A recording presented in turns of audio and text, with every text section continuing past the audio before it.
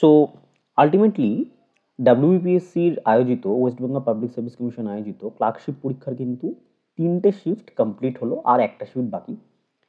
এবার এই 3টে শিফটের অর্থাৎ 16ই নভেম্বর এবং 17ই নভেম্বর একটা শিফটের পরীক্ষার পরে আমরা একটা জিনিস কিন্তু সব স্টুডেন্টদের মধ্যে যে প্রশ্নটা উঠে আসছে সেটা হচ্ছে যে আদৌ কি স্বচ্ছভাবে পরীক্ষা হলো, বা স্টুডেন্টরা কি সমান অধিকার পাচ্ছে? প্রত্যেকটা শিফটের যে স্টুডেন্ট রয়েছে তারা কি আদৌ সমান অধিকার পাচ্ছে? এটা নিয়ে কিন্তু একটা ইম্পর্টেন্ট ডিসকাশন দরকার, এবং প্রশ্নপত্রে কিন্তু এবছর অনেক রদবদল দেখা গেছে, যেটা কিন্তু আমাদের একটুখানি মাথায় রেখে চলতে হবে। ঠিক আছে, প্রথমত আরও কয়েকটা বিষয় আমি এই ভিডিওতে ডিসকাস করব। সেটা হচ্ছে কেন স্বচ্ছভাবে পরীক্ষা হয়নি, পিএসসির কোন কোন উদ্যোগগুলো নেওয়ার দরকার ছিল, এবং স্টুডেন্টরা কি ডিমান্ড করতে পারে পিএসসির তরফ থেকে। পিএসসির কাছে স্টুডেন্টদের যে দাবিগুলো, সে দাবিগুলো কি থাকতে পারে, বা পরীক্ষাটা কেন এত স্বচ্ছভাবে, এত কিছুর পরেও কেন স্বচ্ছভাবে পরীক্ষা পিএসসি নিতে পারছে না।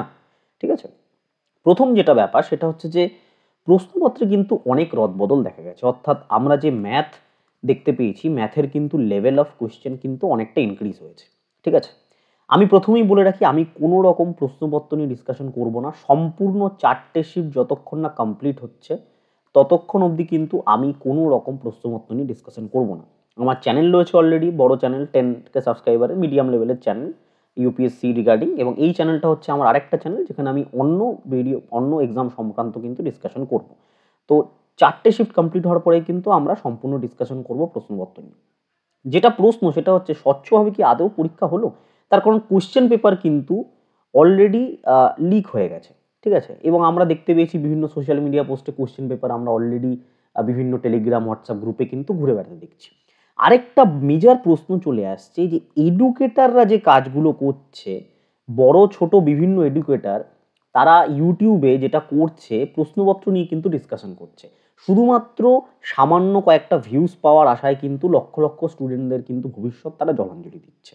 তার কারণ যারা প্রথম শিফটে এক্সাম দিয়েছে, বা কালকে 16ই নভেম্বর যারা এক্সাম দিয়েছে, তাদের জন্য কিন্তু তাদের প্রশ্নগুলো নিয়ে যদি ডিসকাশন হয় ওপেন ফোরামে বা সোশ্যাল মিডিয়াতে, তাহলে কি হবে, তাহলে কিন্তু আজকে যারা এক্সাম দিচ্ছে তাদের কিন্তু অনেকটা সুবিধা হয়ে যাবে। ঠিক আছে, অর্থাৎ 16 তারিখে যারা স্টুডেন্টরা পরীক্ষা দিচ্ছে, বিশেষত প্রথম শিফটে যারা পরীক্ষা দিয়েছে, তাদের ক্ষেত্রে কিন্তু খুব অন্যায় করা হচ্ছে এটা। তো আমি যে কোনো এডুকেটারকে রিকোয়েস্ট করব, যত এডুকেটার আছে কাইন্ডলি প্রশ্নপত্র নিয়ে ডিসকাশন করবেন না। এখনও সময় আছে, 2:30 থেকে আরেকটা শিফটও হবে আমাদের আজকে। সেটার আগে কোনো রকম কিন্তু প্রশ্নপত্র নিয়ে ডিসকাশন করা উচিত নয়, এবং এটা না করাই বাঞ্ছনীয়, যে জিনিসটা কিন্তু আমি প্রথম থেকেই বলে আসছি। আচ্ছা, এবার হচ্ছে প্রশ্নপত্র অস্বচ্ছ পিএসসির কাছে আমরা কোন কোন দাবিগুলো রাখতে পারি, কোন দাবিগুলো পিএসসির কাছে আমরা রাখতে পারি, এটা নিয়ে কিন্তু একটা বিশাল ডিসকাশন প্রয়োজন। পিএসসির কাছে আমাদের দাবি রাখতে পারি আপকামিং যে এক্সামিনেশনগুলো আছে সেটা কিন্তু পরীক্ষাগুলো যেন স্বচ্ছভাবে হয়, চেকিং যেন প্রপারলি করা হয়, প্রত্যেকটা ইস্যুতে যেন জ্যামার লাগানো থাকে, প্রত্যেকটা সেন্টারে যেন জ্যামার লাগানো থাকে। কেন ইউপিএসসি যেটা করে, প্রত্যেকটা তাদের এক্সামিনেশনের সেন্টারে কিন্তু জ্যামার লাগানো থাকে। ইউপিএসসির সাথে হচ্ছে এখানেই ডাব্লিউবিপিএসসির ডিফারেন্স। ঠিক আছে, প্রত্যেকটা সেন্টারে এরা জ্যামার লাগায়, এটা কিন্তু কিচ্ছু করে না। সেকেন্ড হচ্ছে যেটা, আমাদের যত তাড়াতাড়ি সম্ভব অ্যান্সার কি কিন্তু আমরা চাই, এবং সেটা পুরোপুরি ভুল ভাল ছাড়া কোনো রকম এরর ফ্রি আমরা কিন্তু অ্যান্সার কি চাই। এরর ফ্রি অ্যান্সার কি উইদিন 7 ডেজ কিন্তু আমরা চাই, এবং কোশ্চেন পেপারও কিন্তু সম্পূর্ণভাবে আমাদের আপলোড করা দরকার। ঠিক আছে, এটা পিএসসির কাছে আমাদের দাবি থাকবে। আমি আমার তরফ থেকে মেল করব, তোমরা যারা ভিডিওটা দেখছো তোমরাও তোমাদের তরফ থেকে মেল করো, মেলের একটা ড্রাফট আমি কমেন্ট বক্সে দিয়ে রাখবো।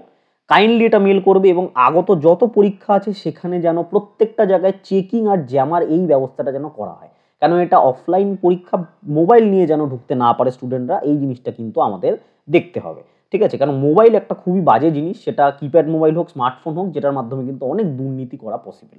এই জিনিসগুলো যেন না হয় এটা আমাদের কিন্তু দেখতে হবে।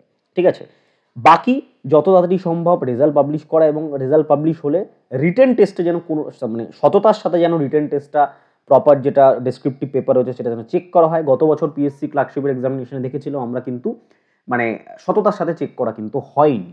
এই জিনিসগুলো কিন্তু আমাদের মাথায় রাখতে হবে, এগুলো নিয়ে কিন্তু আমাদের দাবি জোরালো করতে হবে। তো প্রথম থেকেই আমি এই চ্যানেলে এটা বলবো, পিএসসি যে ভুলগুলো করছে এইগুলো কিন্তু করা উচিত নয়। তো চ্যানেলে যুক্ত থেকো, আরও এই রিগার্ডিং কিন্তু ভিডিও চ্যানেলে তোমরা পাবে। Thank you.